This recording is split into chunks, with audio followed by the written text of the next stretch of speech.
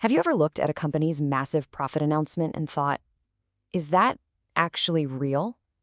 Well, it's a multi-trillion-dollar question, and today we're pulling back the curtain on the person hired to answer it, the company auditor. Think of them as the financial detectives making sure the numbers tell the whole truth. I mean, really, think about it.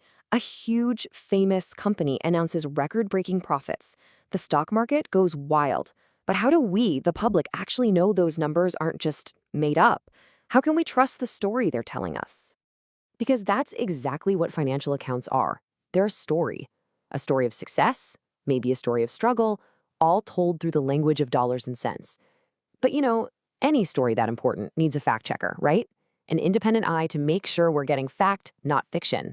And that's where our hero, the auditor, comes in. They are those guardians of the numbers. They're the financial watchdogs that our entire market system relies on. I mean, without that layer of trust they provide, the whole thing would just fall apart. Okay, so here's the core issue, the built-in conflict of interest. The people in charge of the company, the directors, whose bonuses often depend on how good the numbers look, are the same people responsible for reporting those numbers. It's kind of like letting a student grade their own exam. You see the problem, right? So the law came up with a pretty smart solution. It says an independent auditor has to be appointed. Their one job is to come in from the outside, examine everything, and give an unbiased opinion. They're basically the referee between the people running the company and the people who actually own it. And what are they looking for? Well, their mission is to confirm that the accounts present a true and fair view. Now, that's a legal term, but what it really means is, does this story make sense? It's not just about if the math adds up. It's about whether the report as a whole gives you an honest picture of the company's actual financial health. So, who even gets to be an auditor? You can probably guess this isn't a job you just apply for on LinkedIn. The qualifications are incredibly strict, and honestly, they have to be. This is a role with some serious responsibility. So on one side, you have the must-haves. You've got to be a top-level accountant, officially be of good character, and get the seal of approval from the Ministry of Finance. But look at the other side. The disqualifications are just as important. Can't owe the company money, can't be married to an executive, can't be a bankrupt. It's all designed to surgically remove any hint of a conflict of interest. Independence is everything. Now, to get this critical job done, auditors are given a pretty unique set of tools. It's this incredible mix of really powerful rights and some very, very heavy duties. Just think about these powers for a second. Auditors get an all-access pass. By law, they can look at any document at any time. They can go up to any officer, even the CEO, and demand an explanation. They can even show up at a shareholder meeting and grab the microphone. For an auditor, there are no locked doors and no secrets. But with that great power comes, well, huge duties.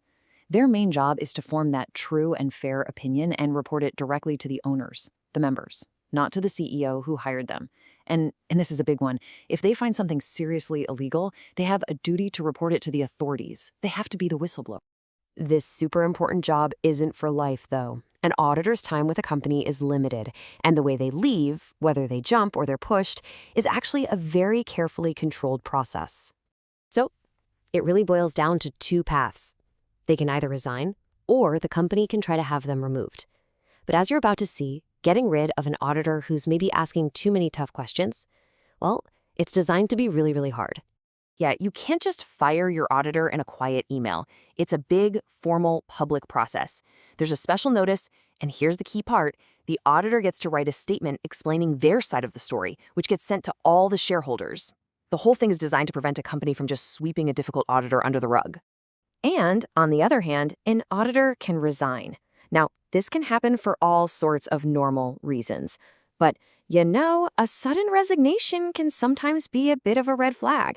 It can be a signal that the auditor found something they just weren't willing to sign off on. Okay, this brings us to one of the most important parts of the whole system.